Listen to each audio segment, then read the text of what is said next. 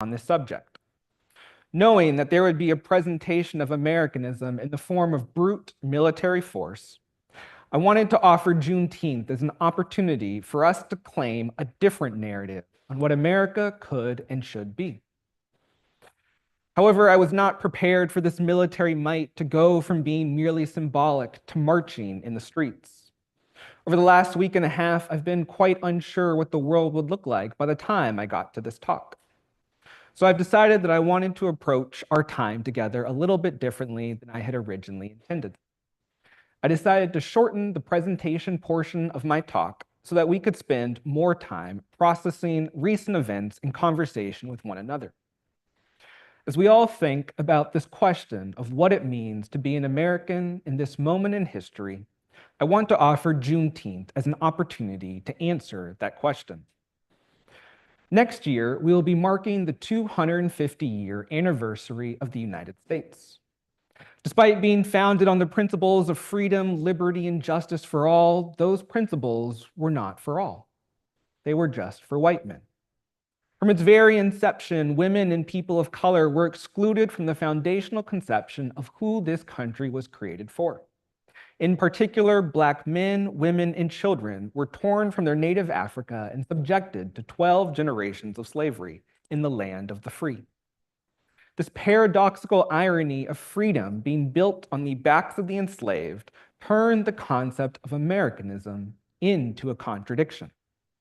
A contradiction defined by the gap between our ideals and our reality.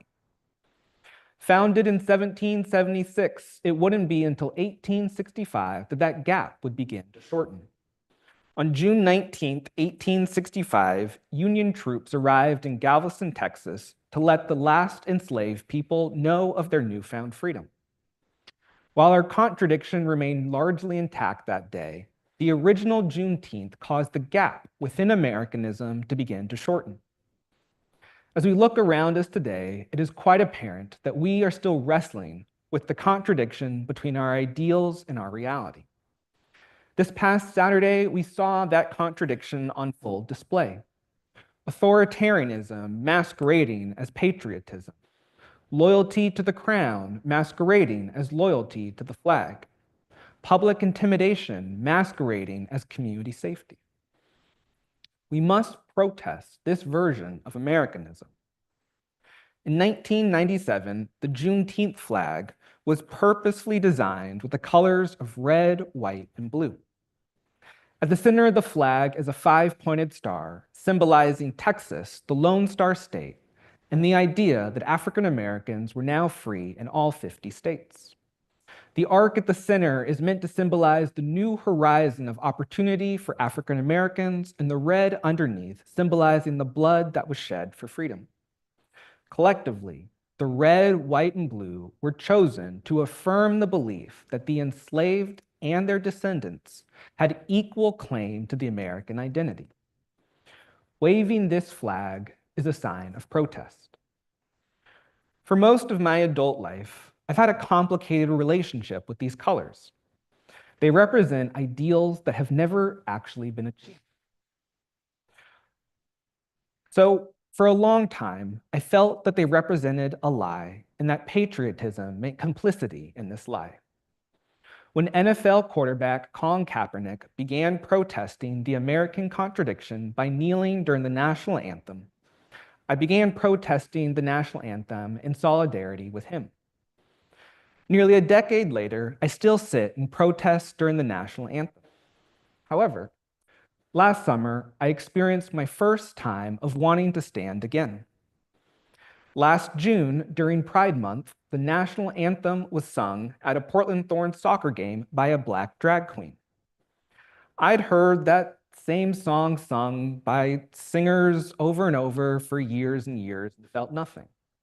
But that day, those same words came out of the mouth of someone who has historically been shunned from claiming their share of the American identity. Yet in their own personal life, they had committed to holding on to both ends of the American contradiction so that they could pull them closer together to form their ideal reality. It was an act of protest, of perseverance, but more importantly, it was an act of patriotism. They were not complicit in a lie, they were committed to making it a truth. That day, I began to see Americanism not as a contradiction, but as a challenge. Juneteenth is an opportunity to grasp both ends of Americanism and pull them closer together. Our ideals are not a contradiction so long as they are a challenge to our reality. How we meet that challenge is how we honor Juneteenth. We are faced with quite the challenge this year. If we are not willing to stand up for a version of Americanism that is open to the tired, the poor, the huddled masses yearning to be free, then our inaction makes our challenge a contradiction once again, and our ideals become lies. If we are not willing to define Americanism for ourselves, then it will be defined by those seeking to maintain their power. If we are not willing to fight for our own definition, then there will surely never be freedom, liberty, and justice for all. It's easy to feel powerless in this moment. I know I sure do. But lately, I've been telling myself something that I often tell others. Don't let your inability to do everything stop you from doing one thing. And so, this Juneteenth, waving this red, white, and blue flag of protest is my one thing. It's something I can do to reclaim a definition of Americanism, to turn a contradiction into a challenge, and to create my ideal reality. So I call upon you to don your red, white, and blue and join me in waving patriotic protest this Juneteenth. I mentioned at the start that this Juneteenth is particularly significant to me for two reasons. I just shared the first reason. The second reason is that June 19th, 2025 will mark 1 year of incarceration for a man named Hakeem Shahir. Hakeem was a Black wildland firefighter stationed in Josephine County until last year when he was attacked by a white coworker in a racially motivated incident. The white coworker was never charged for his role in instigating the fight, yet Hakeem was arrested, tried, and convicted felony assault for defending himself and sentenced to 70 months in prison at Snake River Correctional Facility in Eastern Oregon. Before trial, Hakeem's white court-appointed lawyer from Grants Pass said that he believed a Black man could receive a fair trial in Southern Oregon. He has since admitted that he was wrong. Even the white Josephine County correctional jail officers who had to attend Hakeem's trial couldn't believe that he was found guilty. When Hakeem told his family in Ohio that he was taking this firefighting job, his family told him, "Don't go to Oregon." When Hakeem told his friends in Los Angeles that he was taking this firefighting job, his friends told him, "Don't go to Oregon."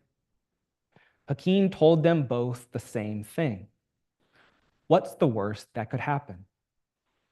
Freedom Day marks 1 year of incarceration for Hakeem as he appeals his case and seeks clemency from Governor Kotek. I got involved in his case earlier this year, and I've had the opportunity to visit him on multiple occasions. We've become friends, and I've offered him employment at the Oregon Remembrance Project when he gets out of prison. Hakeem is an artist and a poet with community organizing experience, so I asked him to write a piece that I could share with you all as part of my Juneteenth message. His piece is titled, "Silent Weapons for Deadly Wars."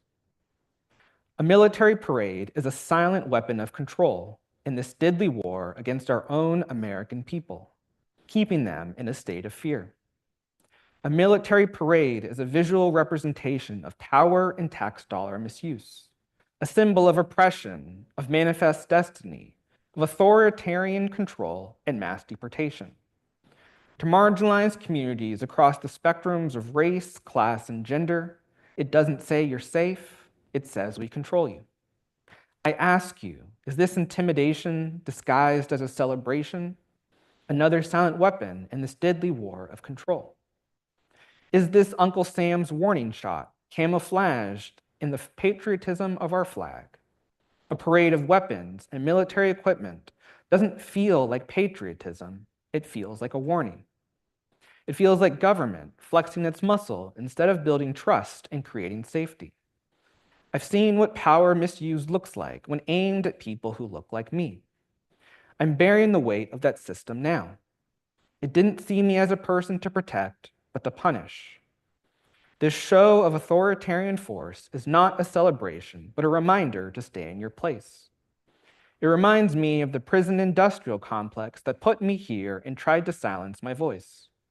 If you've never been stopped by police, if you've never been profiled or harassed for your gender orientation, if you've never been cuffed or demonized for the color of your skin, if you've never been called a threat for simply existing, then perhaps this sounds like a celebration. Thousands are behind bars who never had a fair chance, wrongfully convicted, over-sentenced, stripped of due process, or deported. We the people don't need military parades, we need accountability. The strength of the American people isn't in military equipment, it's in the strength of the people who speak out even when silenced, and those who survived even when targeted. I may be behind bars, yet I still believe in an America where justice doesn't march to the beat of military drums and guns. As I said earlier, it's easy to feel powerless in this moment. But given his circumstances, if Hakeem is still willing to use his voice to claim his own power, then how can those of us remain inactive in the face of injustice? We mustn't ignore the drumbeat. We mustn't run from the march. We must beat the drum of justice and march to the sound of freedom. We honor Juneteenth by taking on the American challenge and pulling our ideals and our reality closer to one another. We wave our flag of patriotic protest and seize the dream of what America could and should be. That is our calling, and it is up to us to answer with the strength of our ancestors so that freedom, liberty, and justice may one day truly be for all. Reflecting on this past weekend, I was quite amazed at the response from the No Kings protest, that we had that many millions of people choosing to come out and make a statement on their Saturday. It gave me hope to see young people and old people going to their first protest, making a stand for what they wanted this country to be about. Martin Luther King Jr. has a quote that's, "The moral arc of the universe is long, but it bends towards justice." But it doesn't do so organically. It takes a select number of people who commit themselves to being benders of justice. And so, this Juneteenth, I hope that you will join me in committing to bend the universe towards justice. Thank you.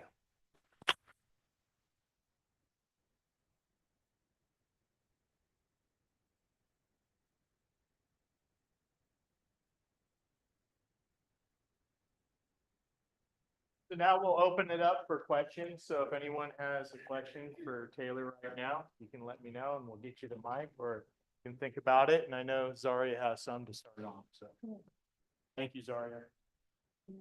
Thank you for having me. I'm happy to be here. Thank you for that speech. It was really beautiful. Okay, so I have a few questions here. I was sent some questions earlier, and then this morning I came up with a few myself, so I'm kind of putting Taylor on the spot here, but these are some that I thought were really important to cover while we're in this space here together. The first one was, in your speech, you reframed Americanism as a contradiction, or as not a contradiction, but as a challenge. And I wanted to see what you think this framing requires of us as individuals and as community members. Yeah, I sort of sitting with this task of answering what does Americanism look like in this moment in history. Getting from seeing Americanism as a contradiction to seeing it as a challenge really was a year-long process for me. Coincidentally, on July 4th, 2023, I started investigating this question of how do we define the legacies of imperfect historical figures? I sort of started that pondering because in 2027, the last recordings that the FBI surveilled of Dr. King will be made public. The FBI surveilled Dr. King towards the end of his life, and during the 1970s, those recordings went to the National Archives, and in 2027, the last of the recordings will be made public. They become public after 50 years. And in those recordings, there will be information that paints Dr. King in a morally gray fashion. That information is true, and it's part of how we will be tasked with understanding him as a whole person. And so knowing that that date of 2027 is coming up, I was just wrestling with this question of how do we define the legacies of imperfect historical figures? Oftentimes, when we think about humans and sort of the dichotomy within individuals, we think about it in the analogy of a coin, where you have heads and tails. One of the problems with the coin analogy is that it's impossible to see both the heads and the tails at the same time. You either have to pick to look at the head, or you either have to pick to look at the tails. And so I began to think about what other analogy could we use to describe the complexity of humans. And I settled on the analogy of paint on a canvas, where if you had a canvas and half of it was red and half of it was blue, you wouldn't say that that canvas is red, nor would you say it's blue. You would say it's both red and blue. And perhaps as time goes on, there's more red on the canvas, but it is not solely red, it is also part blue. And at times, perhaps the amount of that red actually causes us to appreciate the little bit of blue that is on the canvas. And so I think that as we formulate this question of how we define these morally complex historical figures, that this is a yes and. That there is a blue and a red to the sides of people. And so as I was processing this over the course of a year, I realized that if I was to create this framework for how we understand the complexity of people, I also had to apply that same framework to understanding an imperfect nation. And so on July 4th, 2024, my wife and I started a new 4th of July tradition. I hadn't celebrated the 4th of July in years, but this time is something that had been on my mind of that is what does it look like to be for something and not just against something? And so on the 4th of July last year, we had what we called multicultural Thanksgiving, where in something as simple as the food that we chose to eat that day, that we could celebrate the diversity of America. So we went to a food cart pod. We got some pizza from Italy, some samosas from India, some hummus from Mediterranean, and it was just the two of us. But in that moment, we got to claim a definition of Americanism for ourselves. And so from that point on, and from that moment at being at that soccer game, I realized that what makes a contradiction is the inaction to close the gap. And that if we choose action, we choose to close that gap between our ideals and reality, then that contradiction is in fact a challenge that I hope spurs us towards creating this ideal reality. I feel like I've been starting to see some change in that way. I know that growing up and just like in recent years, whenever I see an American flag hung up somewhere in front of someone's house, it automatically kind of made me feel like I wasn't safe being there because of the way that America has treated people of color in the past. And so it's been really beautiful to see with these protests that have been going on, people reclaiming the American flag as their own, because like we the people, we are this country, we created this country, and we should be able to like say that in a way that brings us pride. And so bringing it to a protest and saying like, no, this is our America and this is what we want it to look like, I think that also goes like hand in hand with what that challenge looks like. Yeah, I also had an experience between that 2023 and 2024 at last year's Juneteenth. So I also I help with Grants Pass's Juneteenth celebration. And last year, we had protesters for the first time. Um, there's a group in the Rogue Valley called the Salt Shakers. They're an anti-abortion group, and they're like, Juneteenth is woke, therefore we protest you. And so it was interesting. I didn't take a picture because I didn't want to like permanent, I can't crystallize their presence at the event with a picture. And so this picture just lives in my head. And it was a picture of the protesters with this giant upside down American flag. And then the group of all the Juneteenth celebrators with our red, white, and blue Juneteenth decorations. And in that picture, for me, it felt apparent about who was representing America, who was claiming a definition that lend itself to freedom, liberty, and justice for all. And so those experiences, it was very much so, on one hand, someone sort of using that flag with a form of oppression, and then us trying to reclaim those colors for ourselves. And so it's been a unique experience for me and many others processing this. I never really, when I was young, never expected to have to process what American identity really meant in our everyday lives. And so, I think it's taken me, many years to come to this place where I feel that sense of action, where I don't just feel pessimism. I also had the experience that in 2023, I went on my honeymoon. I got married in 2023. We went to France and Italy. And it was a unique experience to see elements of American culture internationally, not just the exportation of McDonald's and Nike and Michael Jordan, but to see some of the exportation of American values, and particularly to see the way with which the American civil rights movement, the American women's movement, the American gay rights movement made an impact in communities all across the world. And that gave me a sense of hope. That gave me a sense of pride. And so now just like, how can I find these things that do give me pride? And I think we have a unique experience next year because it will be the 250-year anniversary of the United States. And from a national perspective, the contributions of marginalized folks will not be a part of the national recognition. And so what would it look like for us to claim those parts of American history that truly give us pride? Yeah, that Question? So we're all family.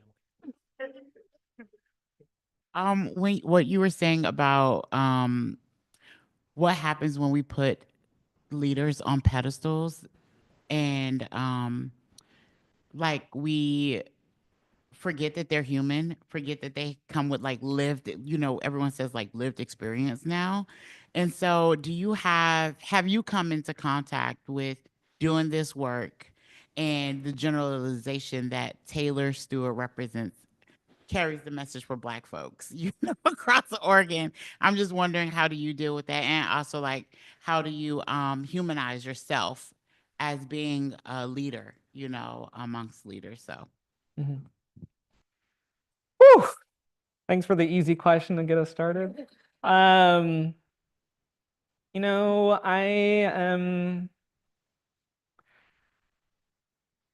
I think for me, I have tried to my best to separate.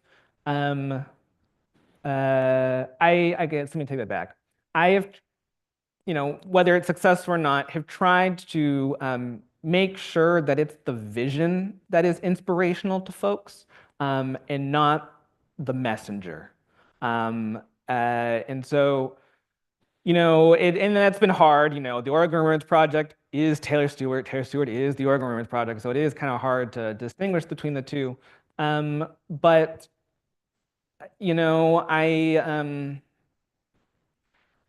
I've also sort of wrestled with feeling like, I have to live a perfect life in order to do the things I want to do in this world. I can't mess up. And so that has, I do put a lot of pressure on myself to that extent. But,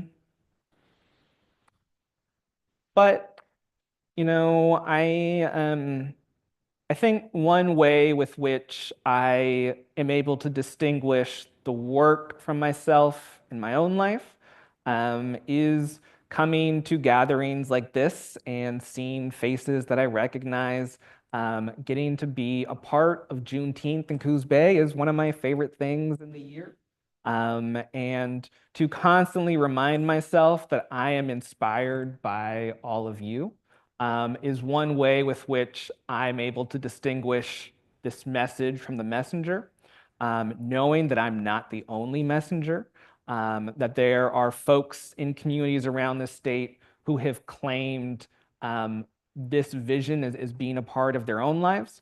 And so I definitely think that I try my best to share the story that this is about so much more than things that I've done, that it's about the people and communities.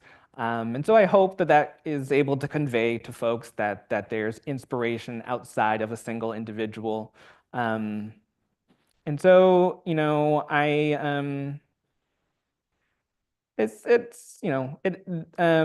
Oregon Remembrance Project has considerably deteriorated my health over the last few years. And I've had to sacrifice elements of my own health that I didn't think that I would. But something that I have been working on in therapy lately is this idea of within my lifetime, I don't need to completely maximize what I pass off to the next generation. That I can be content in passing on enough. Because if I were to look back to Martin Luther King, Rosa Parks, Malcolm X, I would want to tell them, I wish you had lived a happier life, that you didn't need to sacrifice your own existence for the sake of the cause, because what you would have passed on would have been enough for us to run with. And so that's something that I've been trying to work on this year is what does it look like to be content that I will be passing on enough one day, knowing that there is some person 50 years from now who would tell me now, like, take care of yourself. Don't sacrifice your being for this mission. So that's something that I'm wrestling with at the moment. We'll check in next year, see how it's going. Thank you. Does that answer your question? Okay. I want to circle back around to you were talking about hope and pride. And I was going to save this for the last question, but I think it's a good moment to go back into that. Part of being resilient involves and relies on holding on to hope. And I wanted to see where we can find hope in this moment in time, or where you are finding hope in this moment in time. Yeah. My personal hero in life is a man named Brian Stevenson. He is the executive director of the Equal Justice Initiative, with whom inspired me to do the work around lynching. And he has a quote that is, it's phrased a little bit oddly, but it's injustice prevails where hopelessness persists. And so I've come to see finding hope as an act of justice. And so, I've learned over the last few months to like keep my phone on do not disturb till I've like had my breakfast, had my coffee, I'm a little awake.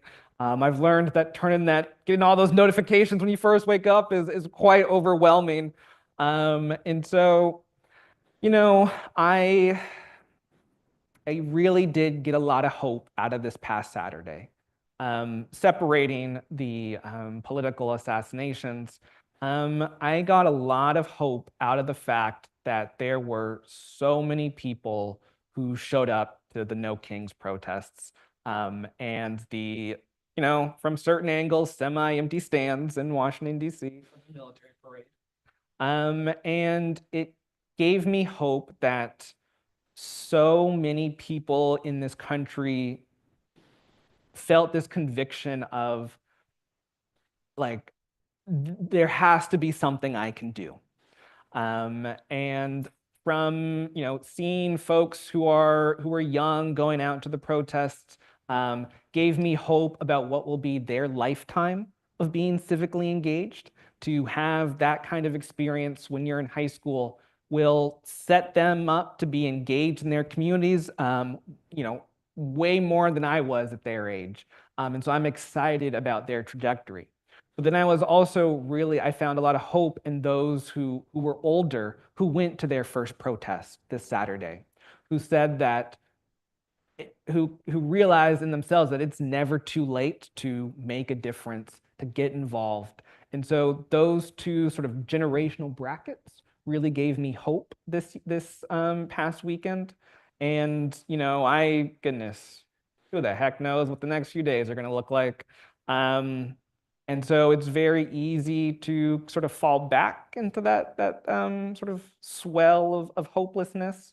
But I feel like so I'm here today, going to Grants Pass tomorrow, and to see folks in Oregon celebrating Juneteenth really gives me hope.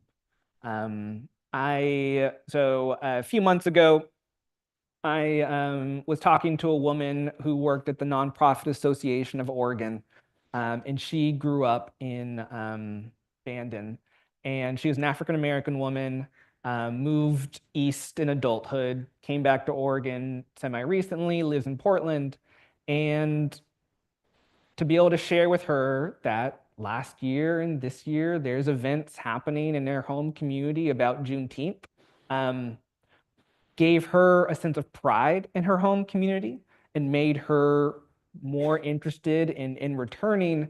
And so to know that the things that you all are doing for Juneteenth this year don't just make an impact in those currently living in the community, but makes an impact on all of those who have some sort of ties to this place, that gives me hope that that story is going to keep going and other people are going to feel similarly about this pride in their hometown. And since we're talking about American identity, there's Oregon identity, and within our communities, to be able to give people a sense of pride in their home, that gives me hope.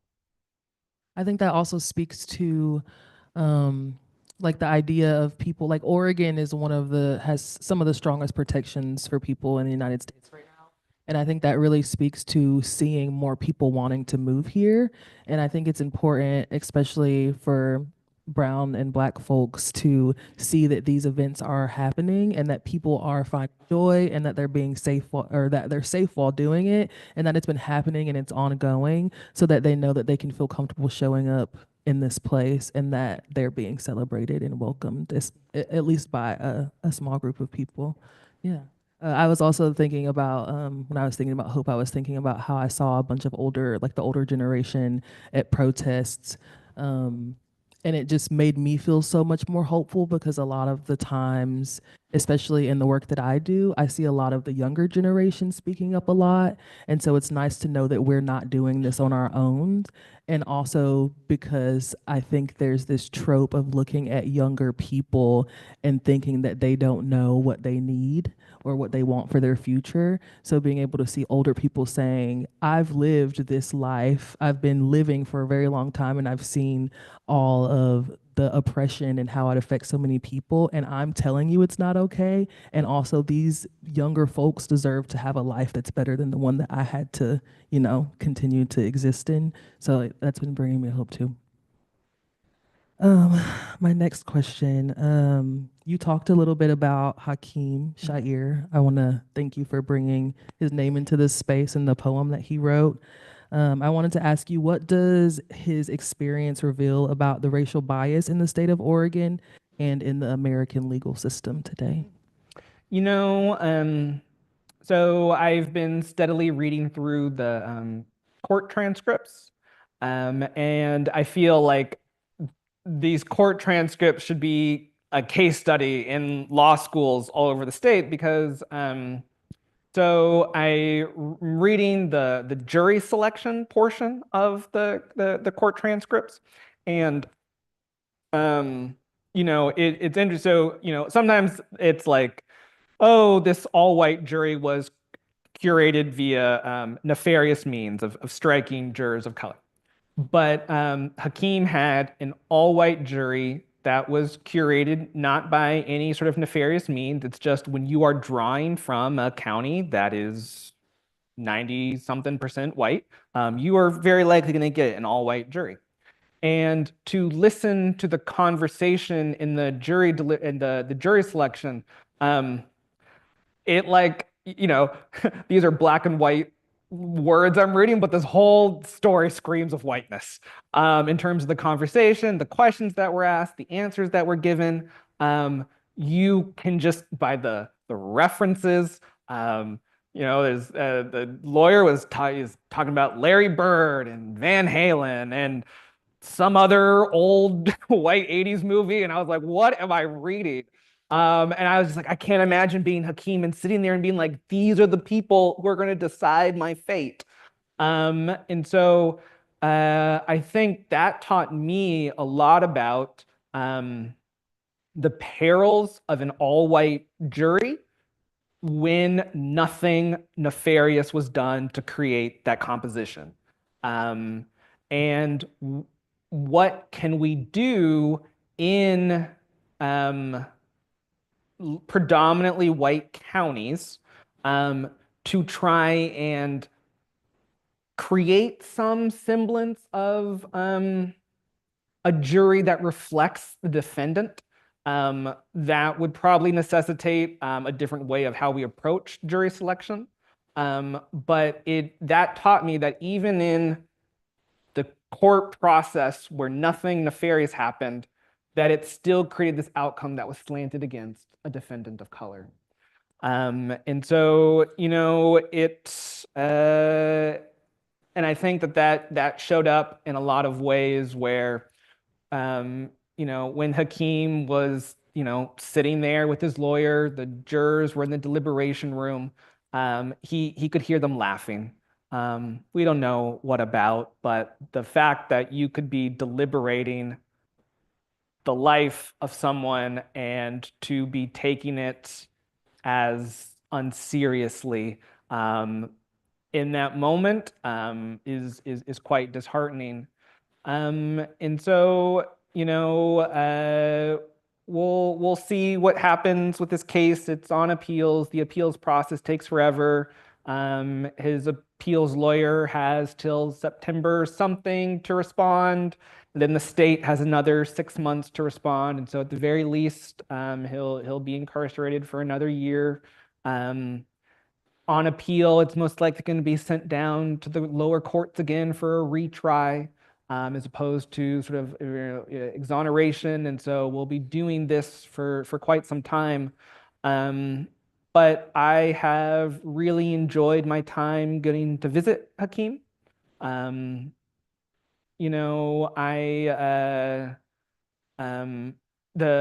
first time I went to visit him in March, and we had to talk about the case so much that we didn't get to particularly get to know one another. And so as I was leaving, I asked myself, WWBSD, what would Brian Stevenson do? And I was like, Brian Stevenson would come back next month. And so I went back in April. We got to talk, got to know one another, and I was left, and I was like, man, like WWBSD. And I was like, Brian Stevenson would offer him employment. And so I was like, that's what we're doing. And so now trying to work with some folks, also to figure out what his life will look like post-incarceration. But I am really excited for the opportunity to work with Hakeem when he gets out, because he will have an element of lived experience about historical injustice that I don't have.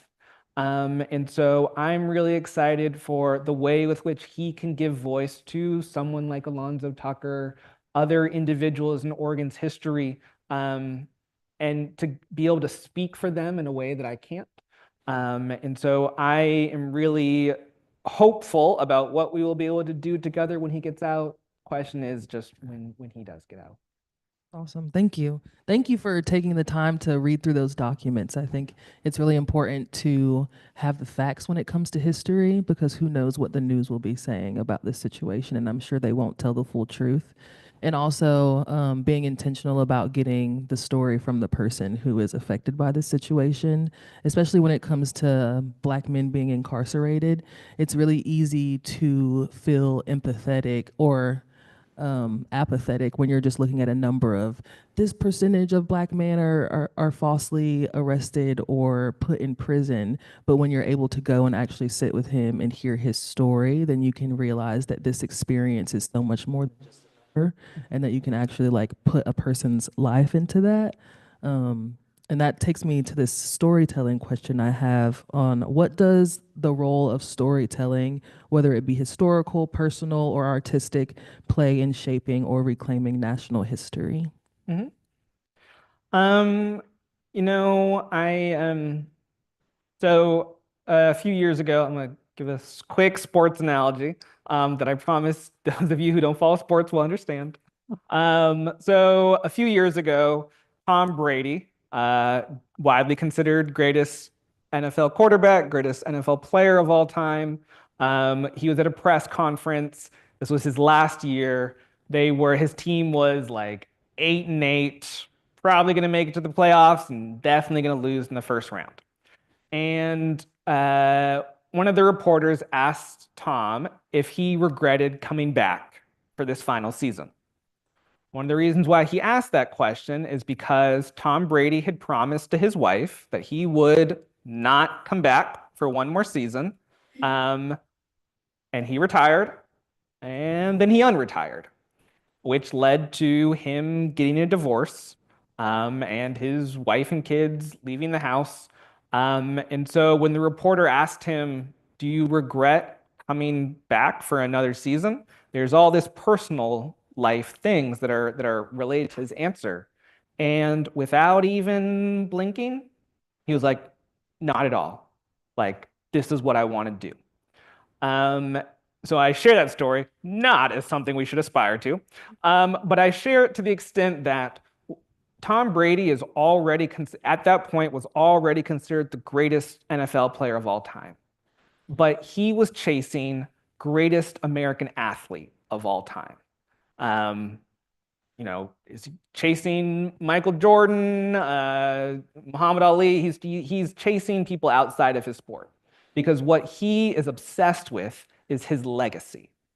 And that legacy is created by the stories we tell about him. When they were down 28-3 in the Super Bowl, he's got 7 Super Bowls, etc. And so I realized when I watched that press conference, the importance of storytelling, because that is what creates legacies. And so in the context of my work, the idea that we can give new legacies to folks who are historically harmed by the stories we tell about them, not just about their story and what happened, but about how their story impacted us. And by doing that, we create a new legacy for them. 7 years ago, if you had Googled Oregon or Coos Bay lynching, you would have gotten a variety of news stories from the last 3 decades that were like, "Did you know a lynching occurred in Oregon?" But now, when you Google Coos Bay, even if you Google Alonzo Tucker, his picture shows up. And Google actually populates all the news stories about the reconciliation work that happened. The story has been changed. The ending to his story has been changed, and he has a new legacy here in Oregon. It's crazy. The people who I meet around town and up in Portland, and they're like, "Oh, I've heard that story." There was a guy in Oregon City who even created his own little art exhibit to honor Alonzo Tucker because he heard about what happened in Coos Bay and the memorialization efforts. And so to be able to look at Alonzo Tucker's story and see the way with which a new legacy was created, I think and believe that we can do that regarding other stories in American history, that, these people are no longer living. And so the closest semblance to justice that we can give them is the stories that we tell in their name.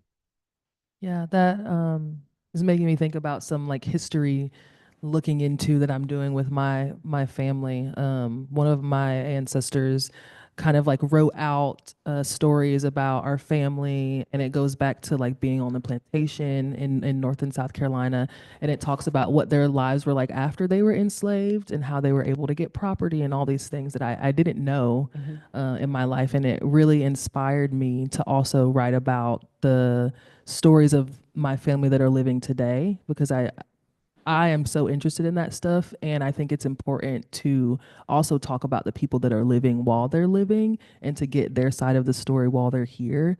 And I think that's really important. That's like my form of protest is like finding the history and like putting a face and a name to it and talking about what actually happened, what's happening, and what might happen in the future. You talked a little bit about protest, about your flag, like waving your Juneteenth flag being protested. Um, that I don't have any more questions for you, but I do have a question for people in the audience. And while we're talking about protesting, I know that it's not. I know that it can be really fearful thinking about showing up and protesting out in public spaces, but there are other ways that you can protest in your life. And so I wanted to see if there are any other ways that people could think of in where they could show up and protest in their day-to-day lives, whether it be waving a flag or learning about history from the people who are walking history or were living history, um, or some things that you may have done, some things that maybe crossed your mind while you were in here, or things that you've seen that maybe you feel inspired to do. I won't put anyone on the spot, but I'd love to hear from everyone here today. Being here, I think, is kind of a protest in itself. So even that, like wanting to show up and hear from the voices of the people who are actually affected by these systems is really, really special. So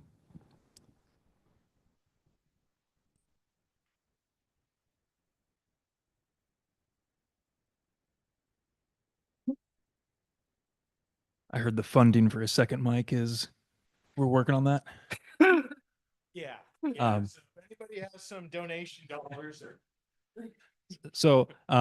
Hi, Taylor Zari. I'm Dante. I work here at SWOCC, and a very small thing I do, and I'm the newest to my department here, and this was already happening before I got here, but there's, just small flags or pins or things like that in our office to, represent that we're an inclusive, welcoming place. And so if we have students or prospective students in our office, whatever background they're from or lifestyle they live, we want them to know like, hey, we're helping you come to school here, and you're welcome, regardless of who you are or what you believe. And so I don't know, maybe that's not a form of protest necessarily, but it's a sign of inclusion and welcoming. And I think that, it's maybe the least we can do.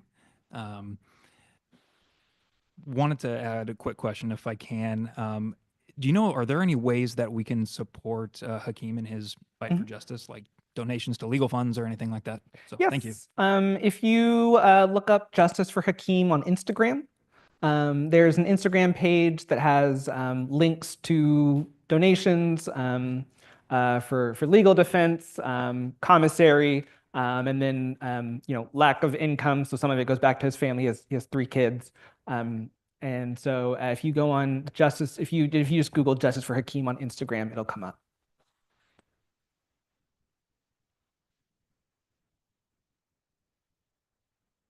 I have a clipboard and that I'll pass around the crowd. So if you want more information, we can email it to you after the event. How does that sound?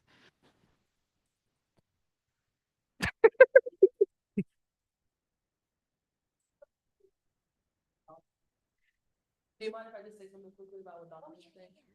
I think that making people feel included in spaces is a protest, even if it's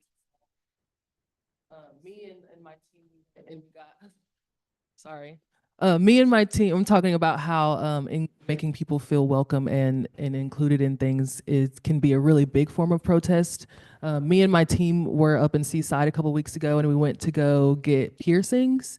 And we were standing outside of the piercing place, and there was a sticker on the window that was a pride flag, and it said something about like all people being welcome here in this space. And seeing that just like brought us so much relief because we were going to get like needles stuck in our bodies, you know?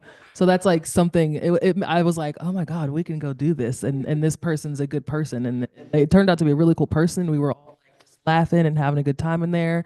And yesterday I took an Uber from the airport in Eugene, and they had like pride, like rainbow pins and stickers in the cup holders in the back seat. And when I saw those, I was like, oh, I feel good in here. Like I know I'm welcome in this space. So like just having little like flags or stickers like on your cars or like pins on your purse, like it shows people who are around you that like you are showing up in support of them being able to live and just like experience their day-to-day life in a way that like they can be safe, you know. I'll just add a quick few comments before we go to the next question. You know, being a person of color navigating Oregon, you see red flags all over the place. But what makes a difference is when you see, you know, doing this work, we will never get rid of the red flags, but we can help uplift the green flags and help connect people with those who planted them, and work together to plant more, which will make a big difference in terms of people feeling like the space with which they live is also their home. Okay, thank you. Thank you for being here.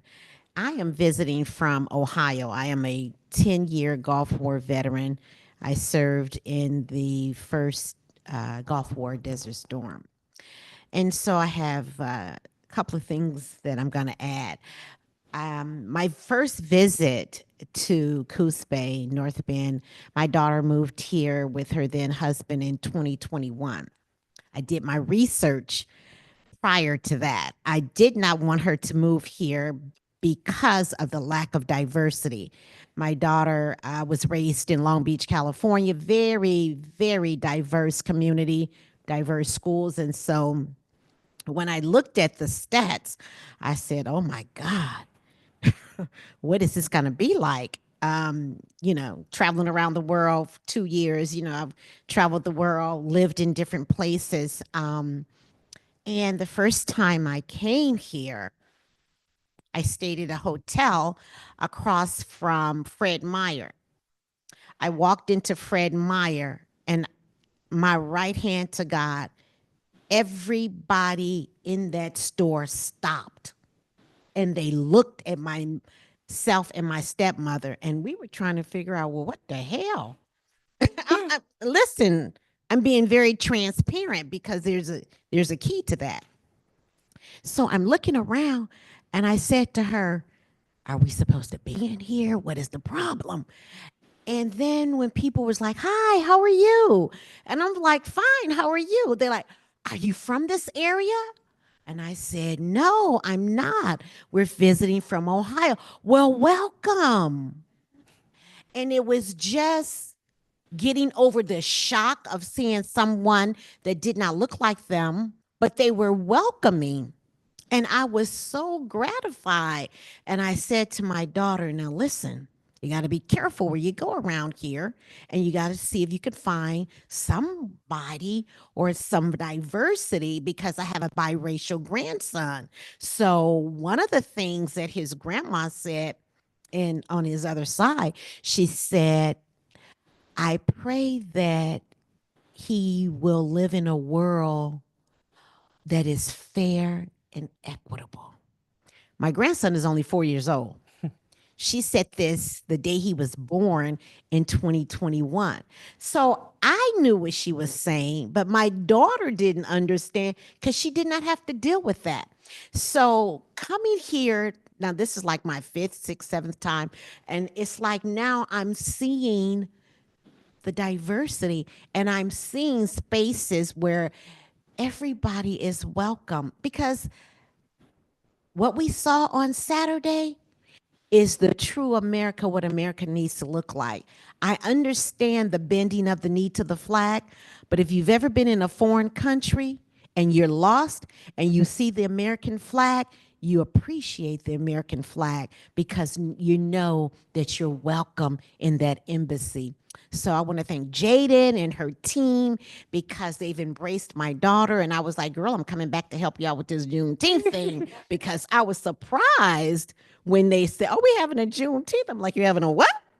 In Coos Bay? Well, let me take the plane. And now I don't know if you know, but your airport here now goes to Denver instead of just San Francisco. So I flew in from Cleveland to Denver to North Bend, and I was not the only one on the flight that looked like me.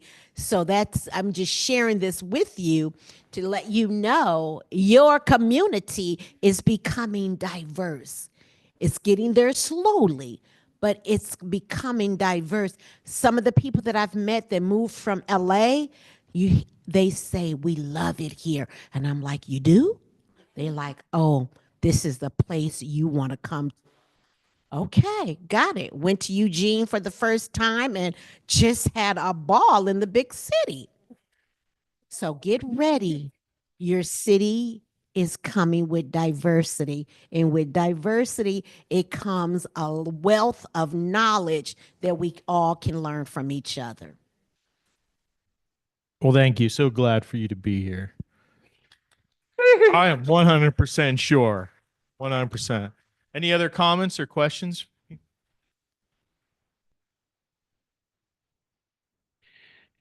Especially working with the Spanish-speaking community. In the last year or so, one of the dominant emotions has been fear.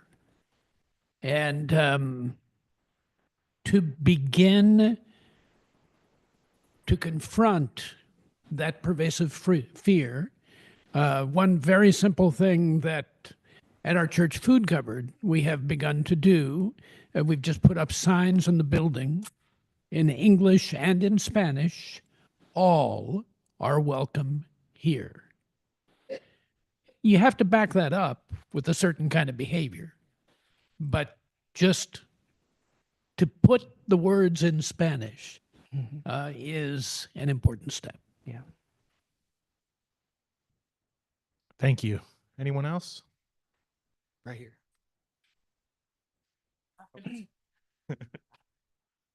Or Jaden's going to send me an email. Hi, my name's Kelsey, she, they. I've been here 14 years and I grew up in Southern California. The challenges and contradictions. I work for the Oregon Department of Human Services, and every day feels like sometimes a contradiction. So I really appreciate the words that you said, because oftentimes I do feel hopeless showing up as a person, and it's like imposter syndrome, person of color, I'm multiracial, and being in the system, but also fighting for the people that are coming through our doors. Yeah, I just lost all my thoughts.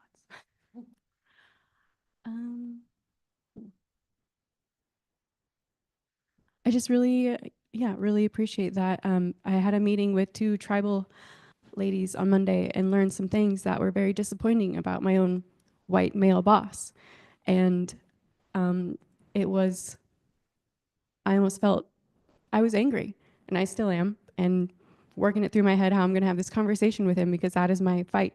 That is my protest of like, no, we can't make decisions for people that affect people directly without their voices. That's not, so yes, thank you for those words. I appreciate it. Thank you. Any other comments or questions from the audience? Oh, go ahead. Oh, sorry. Hello, my name is Camille, and this is my first time visiting Oregon. My daughter moved here a couple of years ago, and when she decided to move here, I thought that she would have a terrible time, because I knew what the percentages were, the statistics were regarding, being an African American in Oregon.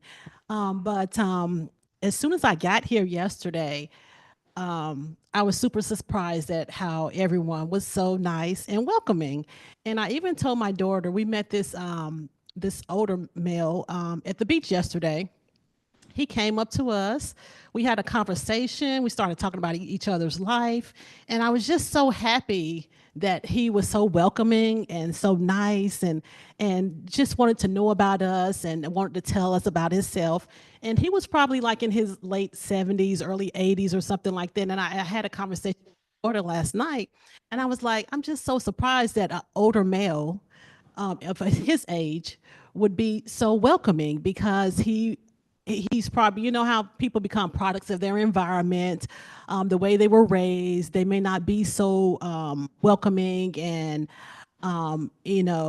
equal when it comes to other people. But I was just so happy that when I did come here, I didn't experience anything, and I don't expect to experience anything, because my daughter tell me she has not experienced anything like that, as far as discrimination or just people being evil for no reason. But I'm glad that I came, and I'm happy that people have open minds these days, and there's diversity, a lot of places we go to, and people are welcoming, and they welcome all people, no matter their race, their gender, their background. And I would love to see every place in this world to be that way, because why not? Why does it hurt to be nice? It does not hurt to be nice. It does not hurt to help people. It does not hurt to welcome people. Like, that's the least we can do to be heroes in our life. Thank you. Thank you very much. Yeah, wow. I'll close this out with a little cool piece of news that I got yesterday. So as I was on my way into town yesterday, I got a call from Travel Oregon. I applied for a grant back in February to launch a new initiative called Sunshine Trips. Trips for African Americans from the Portland area to visit Southern Oregon. The idea being that, doing this work for the majority of my life, I had always had a strong sense of being a Portlander, but not necessarily a strong sense of being an Oregonian. But being able to travel to Southern and Eastern Oregon over the last 7 years has really developed my identity as an Oregonian. And so I really want to be able to share that experience with other Black people in my home of Portland. And so I just received funding to be able to facilitate these trips, to pay for lodging and transportation for groups of African Americans to have overnight experiential visits in communities in Southern Oregon. And so, we'll do things like go visit the Alonzo Tucker Memorials. Going to see if I can link up with Jane to go visit some Soul Food Sundays. But I am really excited to be able to bring folks to the community and for them to meet the folks who are planting those green flags and to join with them in planting those flags, because the visitor could one day very well be the resident.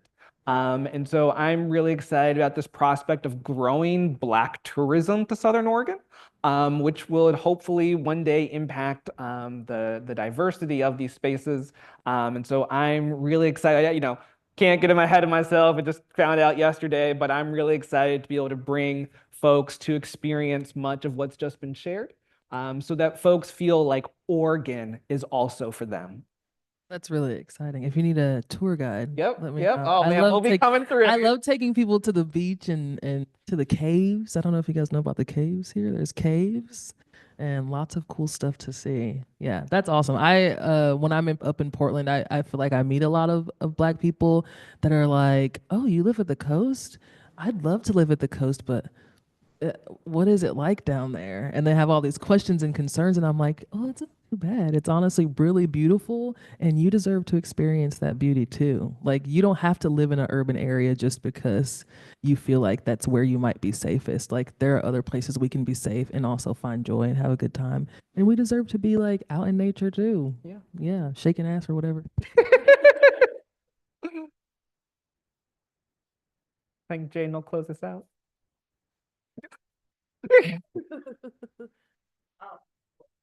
Jaden's a good closer. You want the mic? The event. Or do you want? I can. Do you? Okay. I well, I love that Zaria's up here because I just like I didn't even ask her consent. I just emailed and said, okay, Zaria will do this thing. I know she will. And then like she came into the office after being gone and was like, okay, I got questions. Here's the things. And so I'm really grateful that you just stepped into this role. And also like, yeah, it is all about like who are we bringing with us. Oftentimes when I get invited to do something, I look around the space and say, okay, who am I bringing with me? And that's my accountability to the work. But yeah, so we facilitate a space in Brookings and in Coos Bay called Soul Food Sunday. It was really came out of our needs assessment where folks were like, we need spaces outside of institutions where we can go and just be Black, but also like have questions, see have visibility and representation. And so they are the ones who tell us how they want Juneteenth in their community to look like. And so when we were planning this year's Juneteenth, they're like, well, they were looking at the calendar and they're like, oh wait, we're gonna do it on Soul Food Sunday out here. And so that's where if you look at the flyer, you'll see Soul Food Sunday because they're the ones who actually are the planners, the staff for like the instruments, and we get it done, but also like we're part of that priority population as well. Um, but yeah, if you are tomorrow, we are resting. Black folks is resting. I got some collard greens that are growing in my garden. I'm gonna be making some collard greens and all that things. So if you need a plate, stop by my house. But on Friday we're gonna be in Brookings for a community barbecue, and then on Sunday we're gonna be at Black Market Gourmet. We're gonna be having a melanated market outside, so we'll have vendors, also some community-based organizations that will be here tabling. We'll be doing free food. Zaria again will be taking the stage with her band to be doing some live performances. We're gonna have some poetry reading, gospel, because if you don't know anything about gospel, it is rooted in Black liberation, Black resilience, Black resistance. And so those are some of the messages that we get to carry. So if you haven't visited the table out here, please grab books. We have a sign-up sheet. If you come on Sunday, we'll have another sign-up sheet going around because we're working on standing up an NAACP here on the coast. And so we have to collect up to 100 signatures in order to have an NAACP and in order to start that conversation. And so, yeah, like if you come Saturday, or if I could send out another piece of paper and a clipboard, I'm an organizer. We live with clipboards, but yeah, so I just invite you out to learn a little bit more about Juneteenth. And so check out the merch. Please take a cupcake. I don't want to take a whole bunch of cupcakes home. Yes, and I'm diabetic. I got insulin, which means I will make it, but I don't want to. Okay. Well, and thank you so much. Thank you, Forrest, for yet again inviting us into the space and doing all the behind the scenes advocacy to make Juneteenth happen here at the college. Zaria, thank you for carrying the message and doing the things. And Taylor, as always, thank you so much for coming out, being willing to keep coming back and carrying the message in the way that you do. And so do know that we got your back. We show up and we show out. And like my grandmother said, you will hear us before you see us, okay? Thank you. Thank you to Jaden for making our community so much.